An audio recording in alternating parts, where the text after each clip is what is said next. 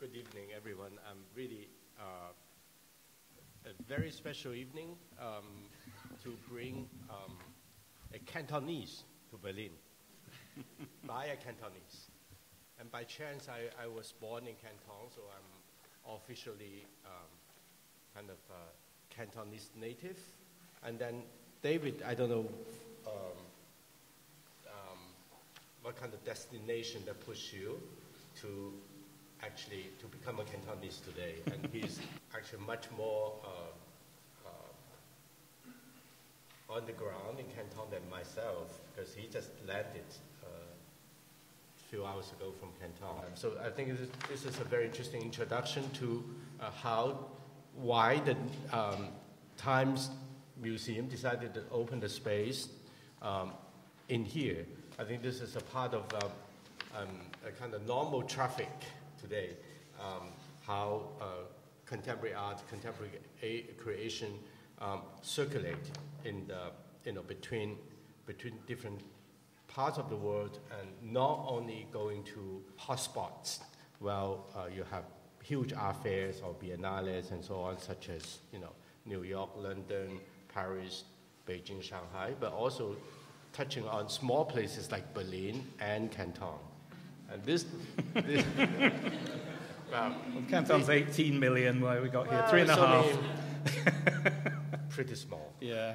And that kind of traffic actually is sometimes what we call the South-South circulation or exchange.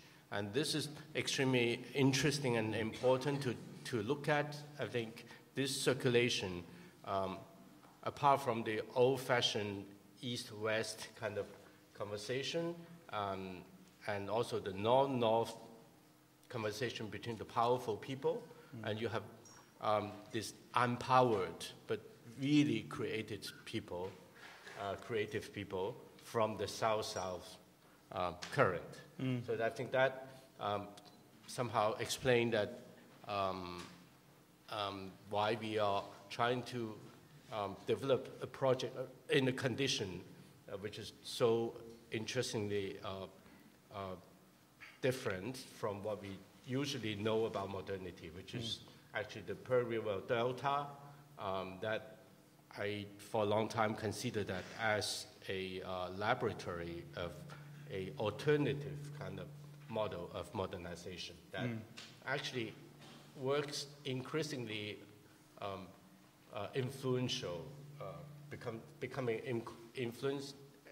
increasingly influential in the map of the global circulation today in many senses. I think historically as well. I mean, everyone knows about the Silk Road, which went overland, crossed the Taklamakan Desert, the Gansu Corridor, ending up at Chang'an, present-day Xi'an, the north.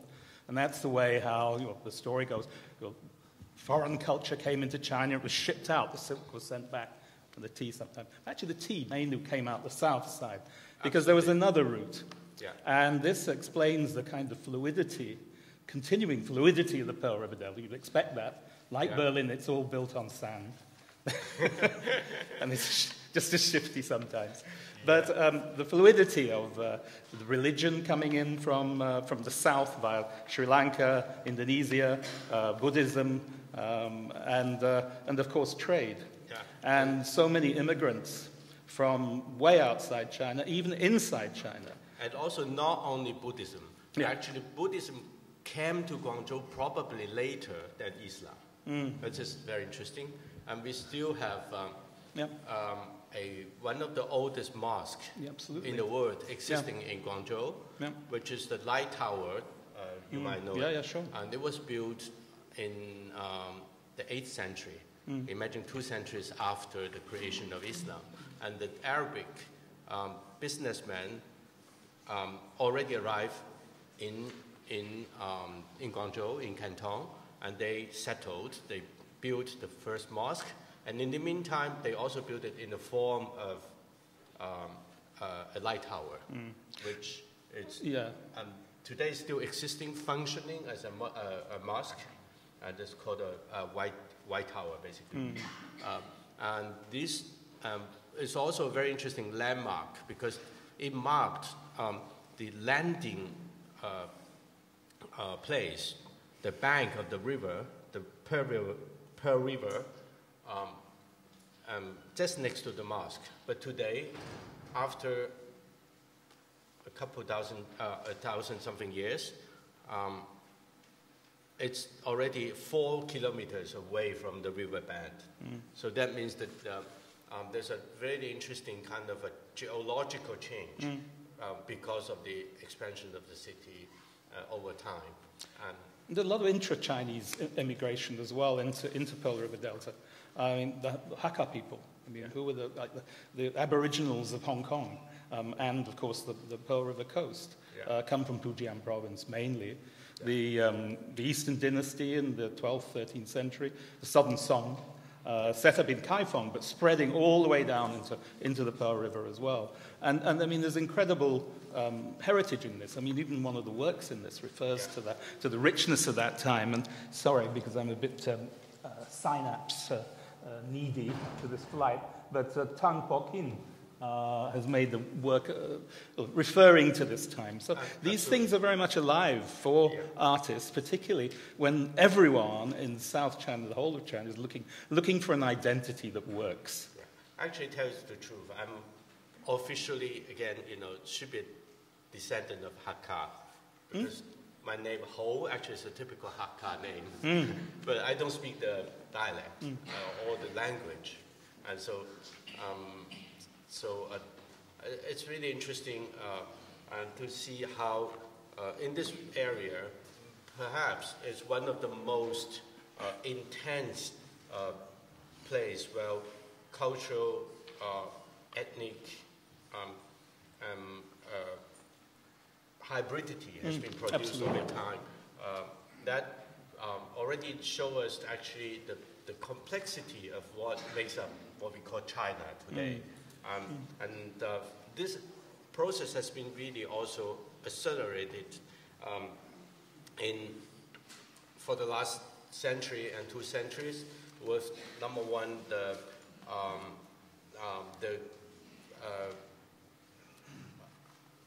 colonization of Hong Kong, taken by the British, and after 100 years, 99 years, and it's returned to China.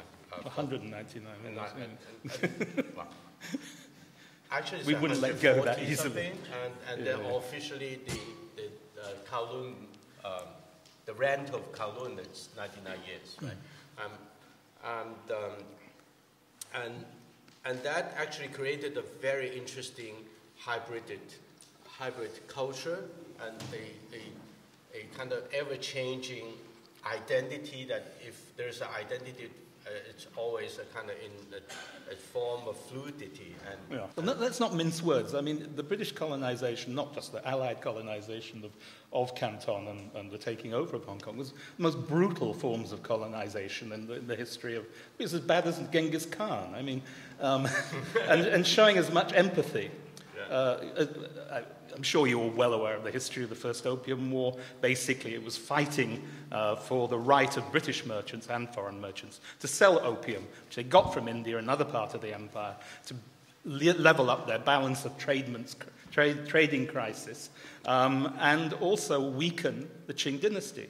And they knew that this would happen, and they wanted it to happen because they wanted the Qing dynasty to fall, and they saw all themselves coming up in the world, which in the 1830s was on the way. And sure enough, it became true. They hadn't yet started colonizing Africa. Yeah. So it's a brutal, brutal story. Absolutely. But totally suppressed today in Hong Kong, I should say. Totally suppressed. Yeah, I totally agree. And in the meantime, it also generated a very interesting thing, which is somehow ironically necessary for China when it goes to confront with the world, is the introduction through this process of being in touch with Western culture that has introduced modernity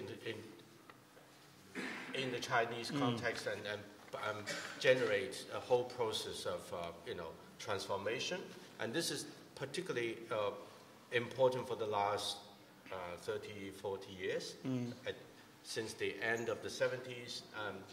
And the Pearl River Delta again became a kind of a laboratory of this transformation. So the first so-called reform and opening well tested in this area by creating some special economic zones, by also a very rapid kind of urbanization. The introduction of modern industry that produce products for the world market, and that is also making this area into so-called factory of the world, or the world factory. Sure. Right? So, and all this actually became a very particular context also for contemporary art creation in this area, which is very remoted, I would say, less spectacular, less visible, comparing to Beijing and Shanghai. Well, and you have our community, which works in a much more kind of discrete, decentralized way. But in the meantime, they emphasize much more on the individual kind of independence and the sense of freedom, the sense of liberty. It's not directly have to relate it to a kind of ideological confrontation that is very typical, for other, especially northern part of China. So, like the geography, it's atomized, isn't it? I mean, just because everything's broken up there isn't a continuous coastline. And in a way, the pattern of art that you're describing is very similar. But also, it's the fount of Republican before the PRC. Absolutely. I mean, it has a great radical tradition. Absolutely. The first Republican government was founded there. Yeah. And, these things maybe young artists aren't always thinking about this. Yeah. But it's there, it's part of being from there. A land of rebellions. Yeah.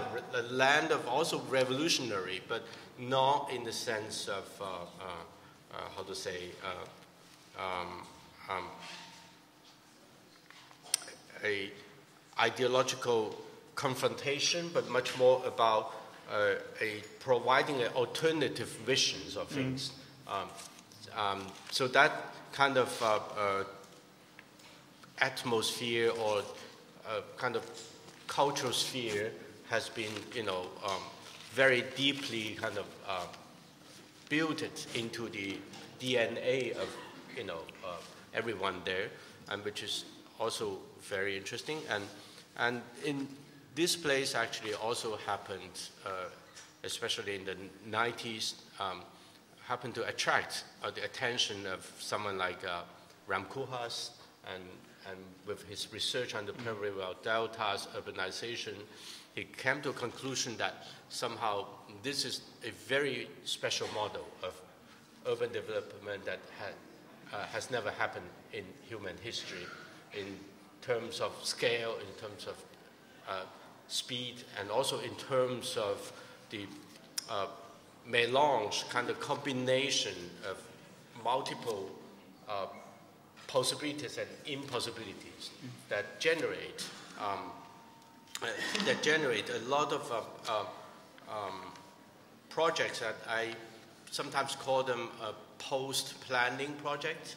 Basically, it's about taking over a piece of land and build something, and then before thinking about how to plan the city.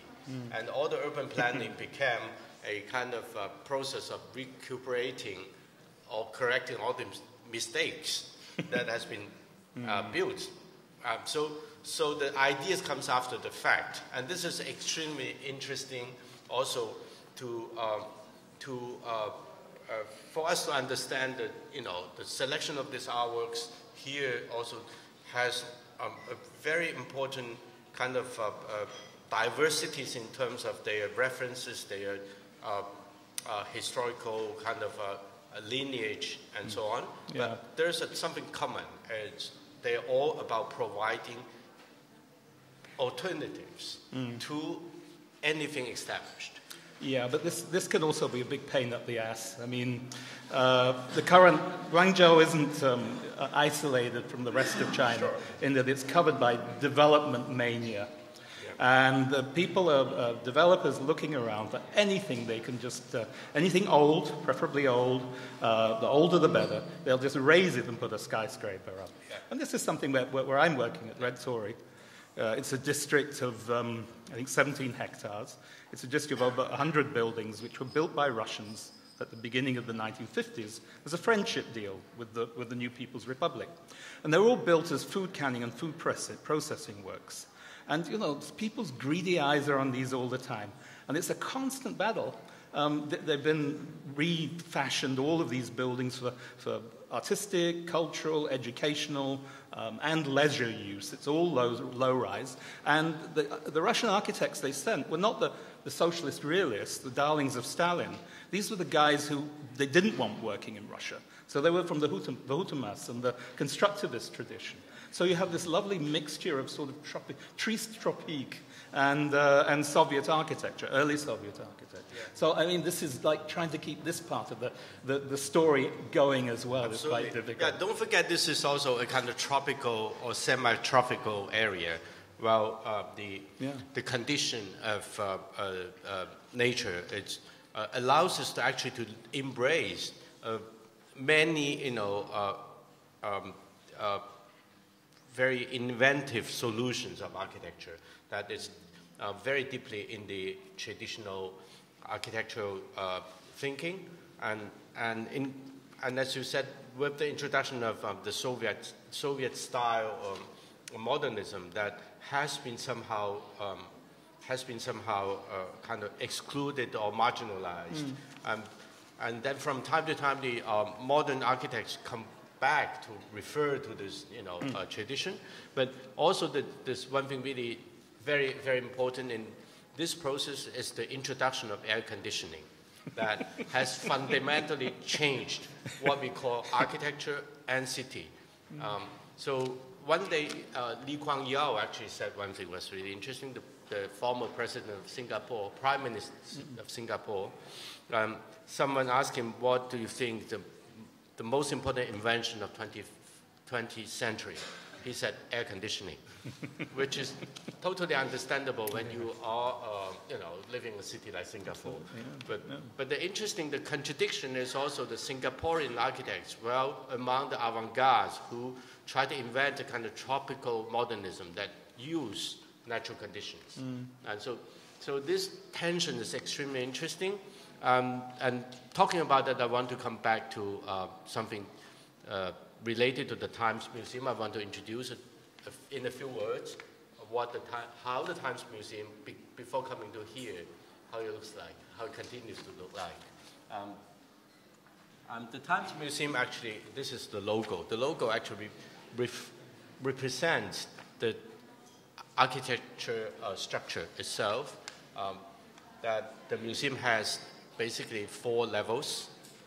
You will see, and this is a very interesting case that maybe you're interested and you can study a little bit and develop some critical thinking about this. It's number one, this museum was a product of an exhibition, and I think maybe this is the only case that an biennial or a triennial, as a result of the triennial, we built a museum. And what happened is, in 2002, I was invited to direct the Guangzhou Triennial in the Guangzhou city. And then I worked with Hanru's arborist and another curator called Guo Xiaoyan together to form a team and to build this project. And before the biennial or the triennial became an exhibition, we actually created in the very center of the museum, created a permanent laboratory called D-Lab. So you understand why our project this time is called Detail. Actually, it's the Delta Lab. And so for 18 months, every month we invited a group of, or several groups of artists, architects, designers, filmmakers, writers, philosophers, historians, and so on, to come together to work in the lab, to have workshops, exchanges, and so on. And one of the first guests was Ram Koolhaas. He was there. And he looks, at the time, he looks still very young, but even today he's quite young, actually. Thought he was a vampire. Yeah, he has a little bit less hair today. But yeah. And then Ram actually was, at the time, was working on the CCTV project, which is the famous building. And then in the process, what we did is actually to invite these participants to research into the cultural conditions, the economic conditions, the social, political conditions of the region, and come up with some site-specific projects. So one day, we talked to the museum director, and that was the beginning of a kind of collaboration of a art museum and some private corporations to extend the activity of the museum. And one of the main things that they started thinking about is to build an extension of the Guangdong Art Museum. And the site is selected in a new development area, which is looking like this as a residential area in the northern suburb of Guangzhou. As you can see, it's still surrounded by farmlands. So you have vegetable fields, you have rice fields, and you have ponds for fish and so on. And in the very middle of this farmlands, there's a large campus of residential buildings were being built. And so we went with Ram Koolhaas to visit the site and try to figure out what to do, how to build a museum there. And then the first reaction that Ram actually said is, I cannot do this, because the original idea is to invite him to build a museum in the garden of this campus, which is surrounded by this high-rise residential building. So there's no access for the normal public into the campus. So it's basically a museum becoming a museum for the gated community. And he said, this is completely against the principle that we should build a museum for, which is really serving the city, serving the public, and so on. And then we went around to see, what would be the possible site. At the end, we find out actually on the top of all these buildings, there's this kind of quasi-decorative structures that can allow us to intervene into it, instead of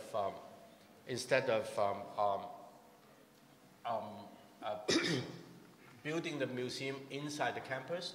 We find out a way to take over a part of this building so it can reach to the street. So this is the design process that actually very clearly explained it, that from here, the original idea to build this museum in the middle of, you don't see the arrow, I can see from here, but anyway. So you can see on the lower part, you have this target kind of image that was in the middle of the surrounded park. So how to move it outside towards the street. Basically, the building was already under construction, so there's no possibility to build another building. So what we try to do is actually to create a structure that insert into the building under construction. So on the top of the 18th floor residential building, we built the 19th floor, which is the exhibition space, being inserted into the building, and then to reach out to the street, we took over some shop spaces underneath, built the entrance of the museum together with a facilities of library, public area, auditorium, and so on. And then underneath, there's the parking area. We plan to build a workshop area, which is actually allow the museum to produce site-specific works. And then in the middle, on the 14th floor, we actually bought back, because in China, when you build a building, you already sold all the apartments to the clients, so you can get the money to build a building. So we actually bought back 4 apartments to make them into a facility for residence for artists. And also, it's a form of family museum, so the public can come to visit how the artists live and work and present their work as in a family situation. And then to connect this all together, in the very beginning, we wanted to build an elevator that, as you can see, the elevator is floating outside of the building. And this elevator is in the form of a construction site kind of elevator, like a metal cage that carries a sign of a neon sign of the museum going up and down. So it's extremely beautiful, very Russian avant-garde kind of constructivist kind of image, right? And then, of course, this building, it's totally illegal according to the urban planning rules. You just cannot put a public building into a private housing building, right? So we managed to negotiate with the city to allow this happen. This is the great thing about the Pearl River Delta, the Cantonese condition, which is everything's negotiable. We are all, even the officials are very happy about to see kind of alternative débrouillard kind of solutions. And the only thing that we could not do was actually build this external elevator, because it really stepped on the red line of the street, so it would create some kind of danger. So that was the only thing that we could not do. So what happened is actually we have to use the internal elevator, and that actually prevents us to use this building as a normal museum, because there's no way to transport any heavy things. So based on this constraint, so this is how the museum looks like today.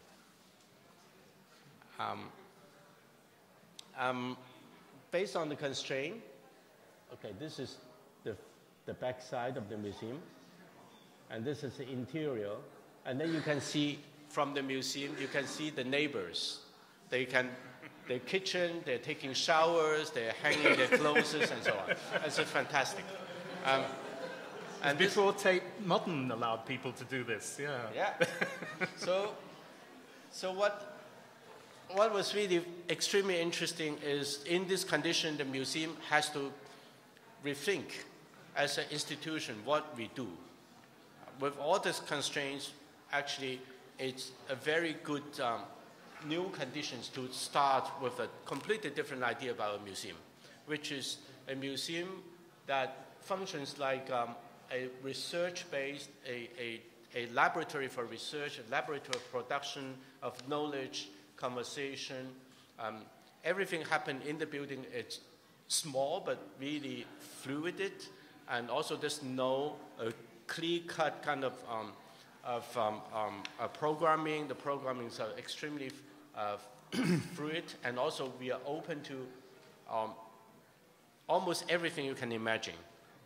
There's no clear definition that you have to be a contemporary art, you have to be this and that, but really it's a very smooth kind of connection with what happens in the city.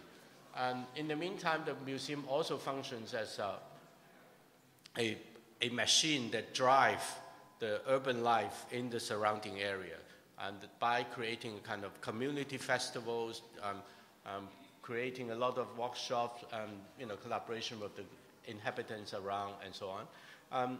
So basically, this a new typology, a test of a new typology of an institution that we call it museum, but actually there's no collection. So by definition, it's not really a museum. But in the meantime, it's not a simple Kunsthalle or Kunstverein, the kind of organization that only does exhibitions, but it really functions in many different ways at different levels. And so the museum was officially opened in 2010. And for the last 8 years, if you have the patience, you can look at the website of the museum. There's an incredible archive of all the activities happening. So there are, of course, exhibitions, but there are also residence for artists. There's also a lot of exhibitions actually continuously evolving. It's not simply with the opening that you end the exhibition, right? So most of the exhibition we see in museums is, after the opening, it's frozen. But actually most of the activities in this building is about how to continue to generate new knowledge, new ideas, new visions, and so on. So this is a very, very quick introduction to this exchange building. So this provides us maybe a way to understand how, again, with the condition of cultural hybridity, the condition of kind of uneven but very, very fast kind of development, full of excitement and contradictions and problems, that we come to Berlin. Yeah, I mean, it's a fascinating space. You can say that the Red Tour is the complete opposite of it, in that the museum itself consists of about 6 or 7 different buildings, and it has a permanent collection as well of contemporary art, international art, and it's a growing, developing artist. And it's a place where people stroll, particularly weekends, of course, but any time. It's a series of streets, it's a gridwork of streets, and which have lots of different things in them, bars, restaurants, some shops. It's sort of a little bit like 798, but maybe like 798 was about 15 years ago. And it's tropical, not in Beijing. And it has just a very nice outdoor vibe to it. And you don't necessarily have to go to see something. You can kind of fall into it. And so making an exhibition, which may be in one of these buildings, or it could be across 3 or 4, so it could be about, it could be a sort of 3,000 square meter size show. It's actually structuring these so that people can encounter them in different ways. And it's been very exciting, anyway, to get involved with that. But, I mean, we need to be wrapping up soon. I'd just like to bring up the subject of the Pearl River Delta. That's right. This category, because I think it's really important. Actually, I really congratulate you, Hanru, on putting this together, because it's the first coherent presentation or discussion point about a contemporary culture of the Pearl River Delta. We've gone into the history of it because, I mean, what is the history if not a platform for now and the future? But it's vital, and it's a vital cultural, social, and political importance. Yeah. I spent a lot of time in Hong Kong, and my God, they agonize over what Hong Kong art is, what Hong Kong identity is, their relationship, what they call the mainland, and, the umbrella movement, which is, resistant. For the mainland, for its side, is being increasingly hawkish on culture of all kinds. Visual arts has got off pretty lightly, but nonetheless, since the presentation of Xi Jinping Thought earlier this year, censorship is becoming quite significant. I mean, you just experienced it with Omar Fast, I think. Actually, not only that, but we were working on a few projects, including the King of Kowloon, Chang To-choi, and we couldn't make it happen because the guy actually, I think he was one of the most extraordinary, you might call it artist or not artist? Folk artist, really. Crazy guy who actually spent 40 years on the street in Hong Kong to do something that looks looks like a graffiti, but actually it's not really graffiti. It's kind of calligraphy writing about his imaginary of family tree of his family, who for him should be the king of Kowloon. And it was the queen that, the English queen, the British queen, actually killed the chance of his family to become a king. Absolutely. Right? So that was a fascinating story. And then it's also provided for me not only but the guy actually make his living on collecting rubbish on the street for 40 years. And then, but his only hobby, let's say, apart from collecting rubbish, is to do graffitis on the street, the calligraphy, to tell people about his family street. And that, you know, we wanted to do a project with that, but because he called himself the king of Kowloon, so there's a trouble there. So, well, the central government doesn't do irony. Yeah. It's fairly obvious. And dealing with people who have no sense of irony is loathsome and difficult. Yeah. But besides this, actually, there's one thing really what we intended to do about this category, as you said, the Delta, the Pearl River Delta, as a kind of relatively, I would not say independent, but relatively autonomous kind of it's a reality. Geographic zone, and also a cultural domain that came up with a whole series of terms that we wanted to understand better how they actually can provide a real complexity and diversity in terms of understanding, on the one hand, Chinese culture, on the other hand, how the so-called globalization is moving towards. Yeah. And with the Hong Kong perspective, there is a fantasy amongst many young people that there is a future in their being independent. And this is really a fantasy. I'm just wrapping up now. I'm sure you'd like to say less words. But it is a fantasy that they will be independent. The British never made them so, and why should the Chinese government make them so? It's not going to be. Yeah. So, I mean, they are Chinese, they're Cantonese, they're from the Pearl River Delta, and they were created in the way they are now through the Opium Wars and through years of consecutive British colonization. Now they have to suck it up, get on with it, and make something of the present. Yes. And the future there is in the PRD, the Pearl River Delta, not in any weird fantasy of independence. Yeah. Maybe a few words on the exhibition here, because why David knows very well, I just try to maybe explain a little bit, why we came up with the idea to present about 85 video works by 40, 50 artists. Not only they Cantonese or Hong Kongese or coming from this area, but also they come from different parts of China and Southeastern Asia, and also from Europe and America.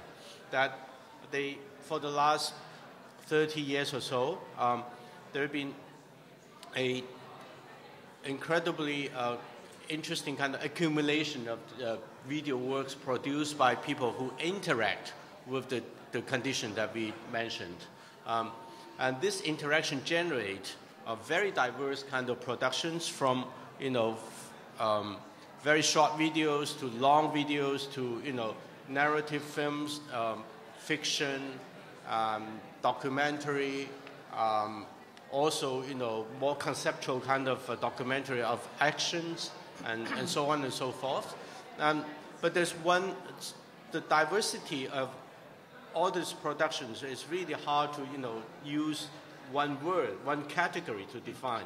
But somehow they fall into the same medium, which is the video. But why the video? It's not because, I think we look at the video from also a different perspectives, especially to understand that as a media to generate a different model of perception of the world through the electronic moving images, through the so-called, today we call it digital images. 20 years ago, 30 years ago was analog electronic images.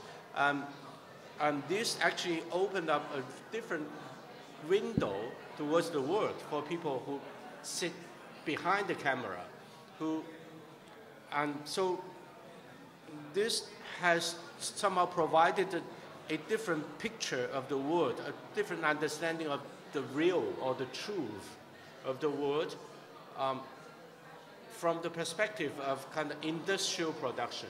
That might be a cinema production, it might be a advertisement production, it might be a television production, it might be also individual kind of handheld camera production or family films. But nevertheless, that actually put us in a very different idea, different relationship with the world through a different window.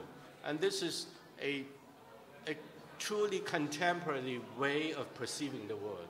It's not simply, and that puts this scene into a kind of contrast with other avant-garde experiments, such as political pop in the early 90s and so on, that they continue to use the model of social realist, kind of socialist realistic model of representation through the the organization of the images over canvas, right? Cynical realism. Yeah.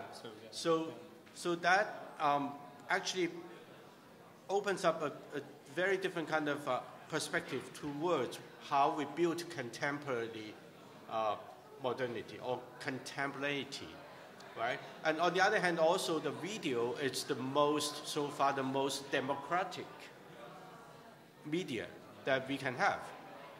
Not only the elitist artists use the video to make the work, also any one of us can use our today, 20 years ago, it's the kind of family size Super 8 video camera, and then, DV camera, and today we have iPhones, right?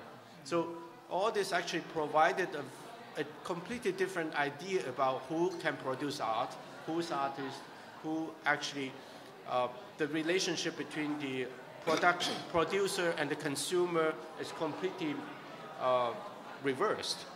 Sometimes merged, sometimes broken, sometimes completely subverted.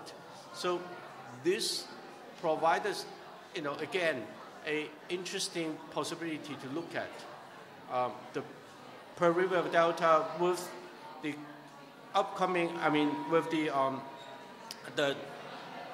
building of a new industrial, post-industrial society. There's also kind of bottom-up, grassroots kind of movement of construction of a civic society. That is, again, extremely important.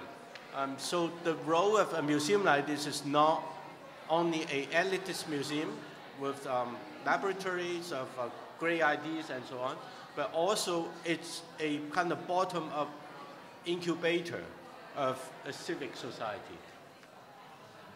Right.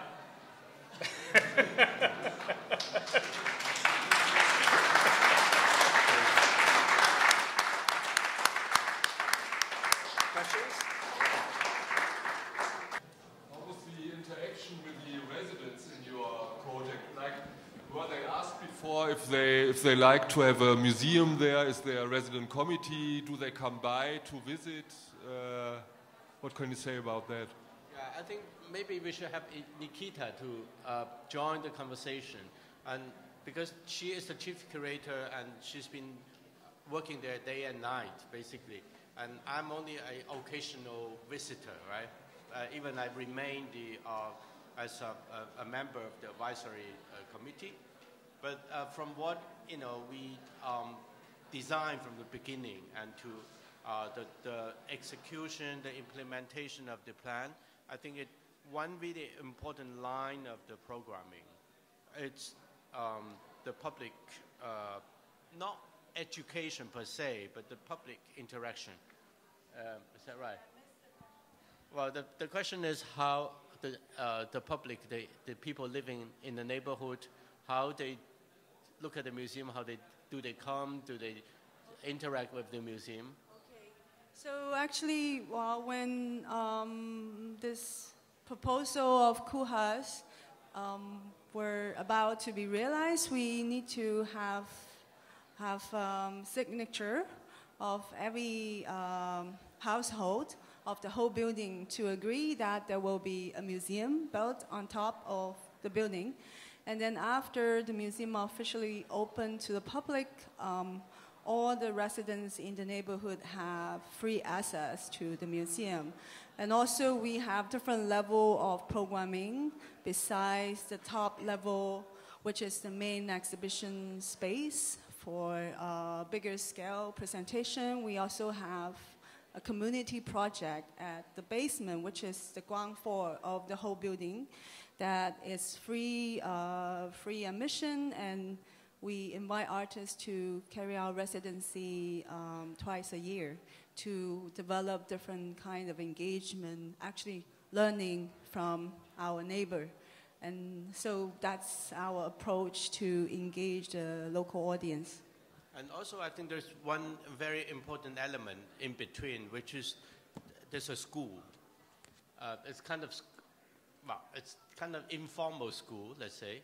It's called, it's attaching to the museum, being supported by the museum. This is a kind of research laboratory that invites young artists or young intellectuals from the area to come together to have regular workshops under the leadership of a couple of major artists from the region.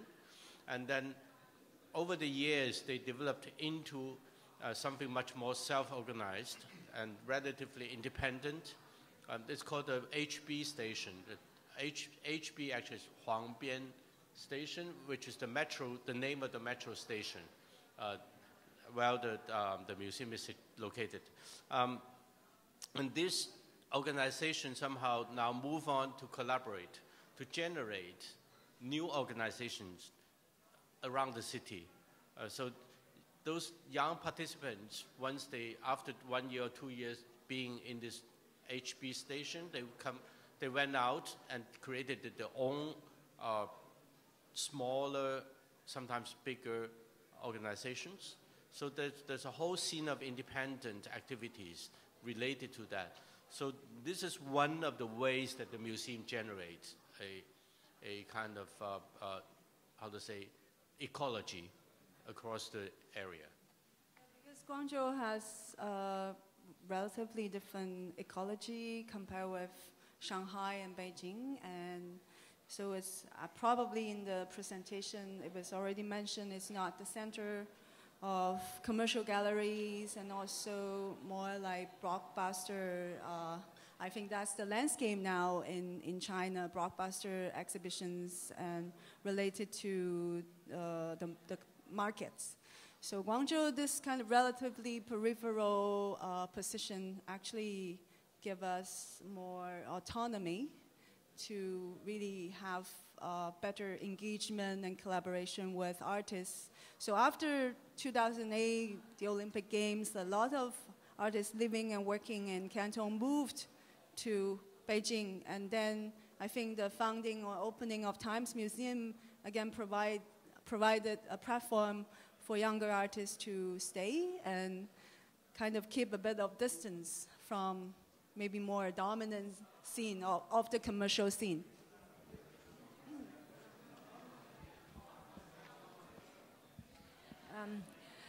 What do you intend with this space here? Is this more for like to collaborate with local people from Berlin, or is it more that you bring Chinese artists here and, you know, propose Chinese art? Or, yeah.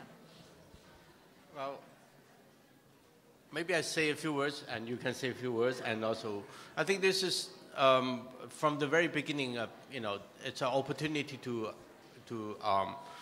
create the platform in which, of course, open to participation of artists from China, from this area, and also international. But the principle is how to create a platform that avoid any kind of categorization of nationalism. Instead of that, or national identity. Instead of that, we emphasize on this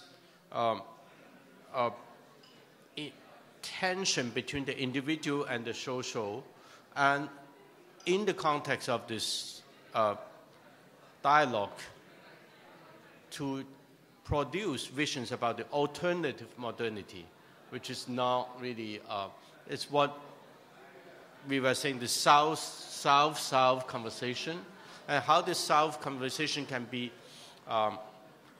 brought into a place like Berlin, which is actually also on a very interesting kind of borderline between the established European, Western European kind of structure and the expansion of this idea of Europe that, you know, reach out to eastern part of Europe, to even to Turkey, to, you know, further on and so on. So that kind of interaction, I think we really think this is an opportunity to try to test out a platform like this. Apart from, you know, in terms of the programming, we are not only doing exhibitions, we try to create this kind of conversation, also residence for artists who can produce works here. And then why not bring them back to the Times Museum in Guangzhou? So we try to be, you know, open to all kind of new tests of possibilities.